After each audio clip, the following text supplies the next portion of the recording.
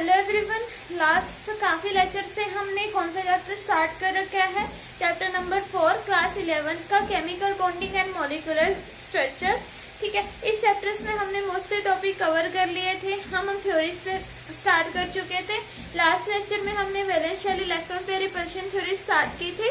उसमें मैंने आपको मेन पॉइंट्स बताए थे कि ये थ्योरी हमें क्या बताती है, और इसने शेप्स बताई थी मॉलिक्यूल्स की। अगर लोन पेयर हैं तो उस कंपाउंड में तो रिपल्शन ज्यादा होगा as compare to lone pair bond pair, उनमें थोड़ा कम होगा, और बॉन्ड पेयर में थोड़ा कम होगा रिपल्शन, उनसे भी कम होगा रिपल्शन। ठीक है, उसके बाद शेप्स हमने प्रिडिक्ट की थी कि अगर 2 बॉन्ड पेयर है, 0 लोन पेयर है, शेप कैसे होगी? लीनियर। 3 बॉन्ड पेयर है, इलेक्ट्रॉन पेयर टोटल 3 है, 3 के 3 बॉन्ड पेयर है, 0 लोन पेयर है, देन शेप कैसी होगी उसकी? ठीक है, ट्रायंगुलर प्लेनर। अब ऐसे ही अगर हम बात करें, अगर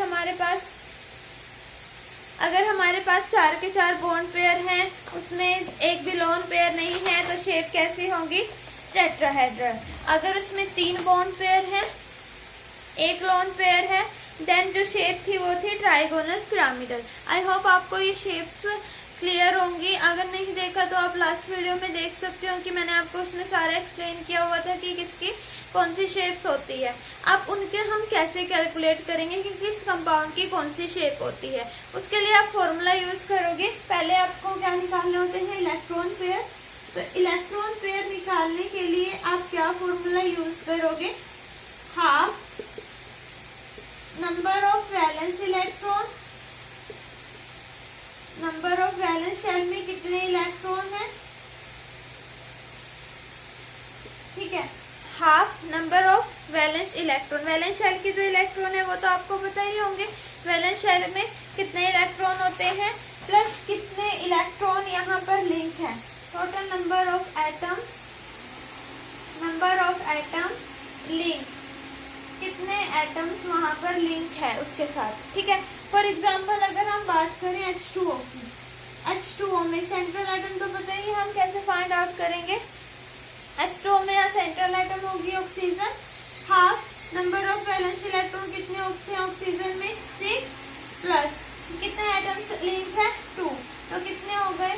8/2, मतलब कि 4। ठीक है, ऐसे हम इलेक्ट्रॉन पेयर कैलकुलेट करते हैं। Half number of valence electron plus कितने एटम्स के साथ लिंक है।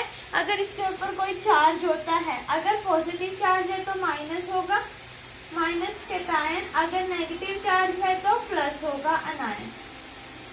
ठीक है, ये इलेक्ट्रॉन पेयर कैलकुलेट करने का फॉर्मूला है। अब हमें नहीं पता इसमें कितने बॉन्ड पेयर हैं, तो बॉन्ड पेयर हम कैसे कैलकुलेट करेंगे? बॉन्ड पेयर को कैलकुलेट करने के लिए ये जो इलेक्ट्रॉन पेयर आए हैं 4 ये, और कितने एटम इससे अटैच हैं? 2, तो कितने बॉन्ड पेयर हैं इसमें?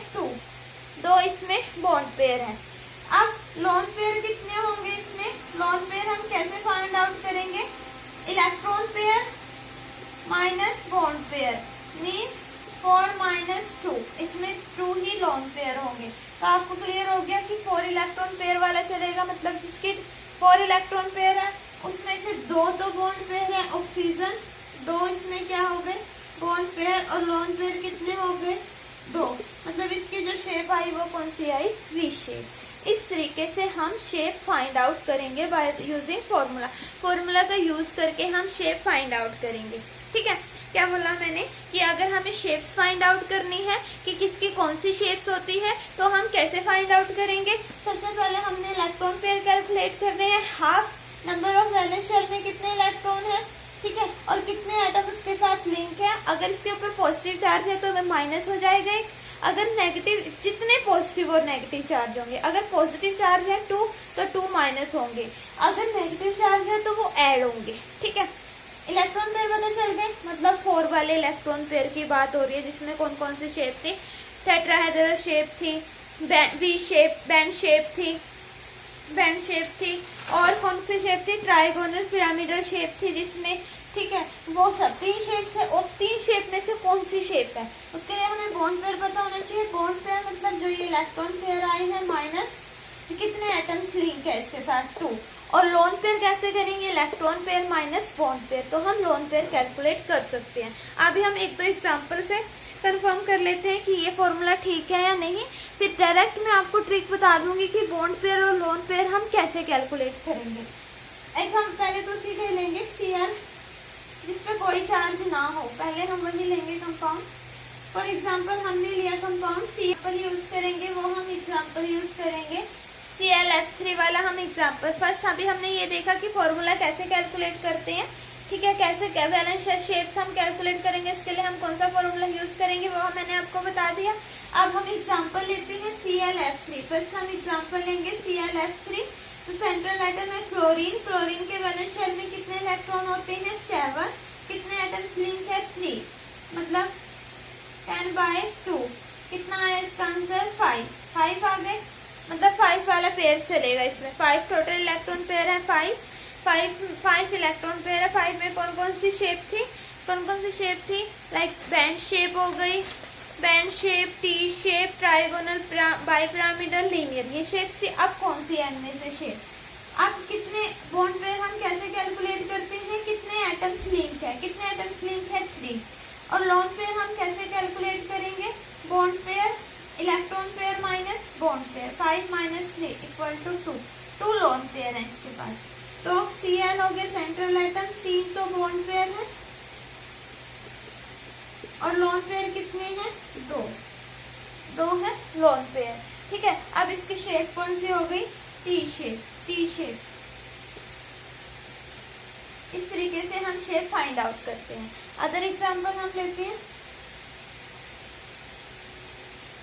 कोई चार्ज वाला ले लेते हैं, लाइक हम लेते हैं चार्ज वाला H3O पॉजिटिव, H3O पॉजिटिव। अगर पॉजिटिव चार्ज है तो माइनस होगा, अगर नेगेटिव चार्ज होता तो प्लस होता।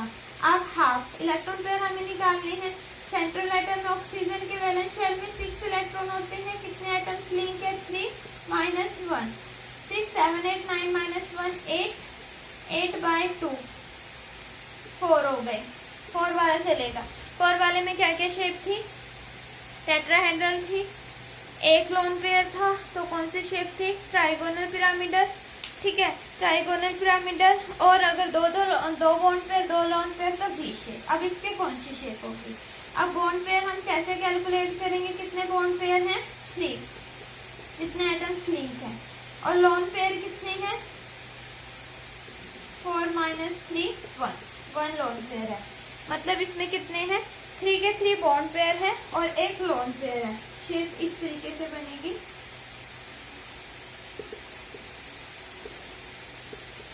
ठीक है, ट्राइगोनल पिरामिडल इसकी शेप होगी। इस तरीके से हम कितने इलेक्ट्रॉन पेयर हैं वो कैलकुलेट करते हैं। आप कोई एग्जांपल आप करना एग्जांपल NH2 माइनस में कितने इलेक्ट्रॉन्स पेयर हैं, उसके बॉन्ड पेयर कितने हैं और इसमें कितने लोन पेयर हैं, ठीक है। आई होप ये कॉन्सेप्ट आपको क्लियर होगा कि valence shell electron pair repulsion theory से हम शेप्स कैसे प्रिडिक्ट करते हैं और कैसे कैलकुलेट करते हैं, ठीक है। Thank you.